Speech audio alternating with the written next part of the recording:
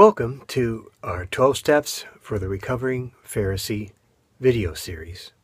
And our first video from our first step 1 of 12 steps, is to admit as Pharisees, recovering Pharisees, that our single most unmitigated pleasure is to judge other people.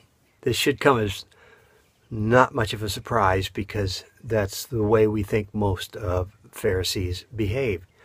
And it is a very common behavior for all of us. And so I thought maybe I would share with you a little issue I'm struggling with right now about judging somebody. And that might help you apply this to your life as I try to apply it to my life. Try being the operative word there. Because I need to talk about somebody next door. I have to be kind of careful because the windows are open, and that kind of gives you an idea what's going on here. But our neighbor next door is an 84-year-old spinster who is no longer there because she is in a home now.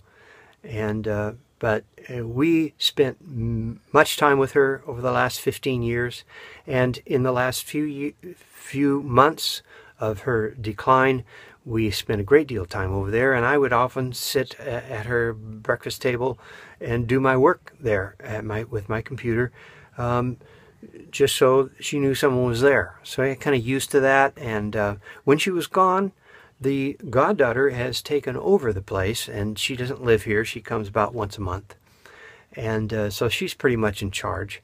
And I needed some space a couple of times, so I took the liberty to go over there, and I felt comfortable there and sit at her table and do my work. And the goddaughter found out about that and felt like I had taken unbelievable liberties with a place that didn't belong to me, and she slapped my hand, and you got to understand there's a little history with this. Marty thinks that when I was a kid, I must have been drugged into the principal's office and read the Riot Act, because I have this thing about authoritarian women. So I got my hand slapped, I got drugged into the principal's office, and my reaction is to judge her. I got a few things on her, if you really want to know.